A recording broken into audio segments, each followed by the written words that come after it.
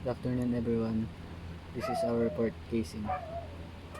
Ano nga ba ang casing? Sabi dito, casing is the visual inspection of an area, installation or building to determine its sustainability for operational activities. Ang casing daw, tinatawag din siyang reconnaissance na gumagawa ng masusing pagmamasid sa isang lugar para mangalap ng impormasyon para sa isang operasyon. Exterior casing.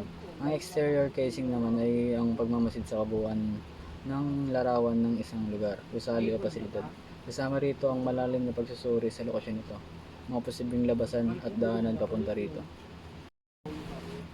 Interior casing.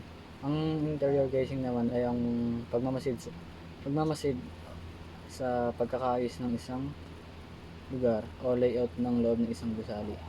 Kasama rito ang lahat ng mga bagay na maaaring makita o obserbahan sa loob ng gusali o pasilidad na isinilalim sa casing o reconnaissance. Guidelines in the conduct of casing. Ano nga ba ang unang-unang dapat tandaan kapag ihinasagawa ang casing? Unang-una, kailangan meron ka mga kwentong akma sa sitwasyon habang isinasagawa ang casing o pagmamasid. Ang cover story ay dapat magmukhang natural at hindi kapansin-pansin upang hindi magdulot ng suspetsa. Pangalawa, magkunwaring normal, huwag magpakita ng anumang senyales ng nervyos, panatilihing maging kalmado. Siguraduhin ang sasabihin na hindi makasira o makapinsala sa casing. Number 3, kung alokin ka ng sigarilyo o alak ng isang target, huwag tumanggi. Kasi baka ito rin yung dahilan baka makasira ito sa isang operasyon.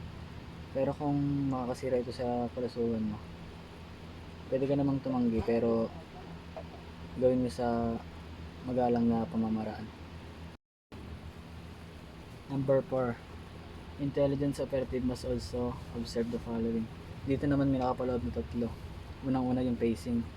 Ang pacing ay paggamit ng bilang para sukatin ng isang lugar na hindi ginagamitan ng mga espesyal na kagamitan. Pangalawa, casing report. Sa paggawa ng casing report, mahalagang sagutin ang 5Ws at 1H. Ang who, what, when, where, why, how. At magbigay ng tapat na impormasyon. Ang pangatlo, surreptitious photography.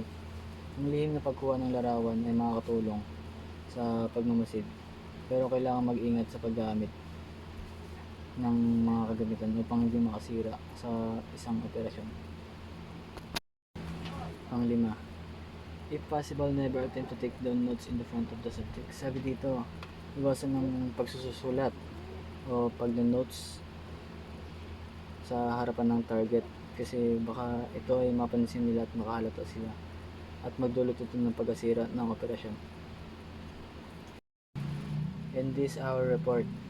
Thank you.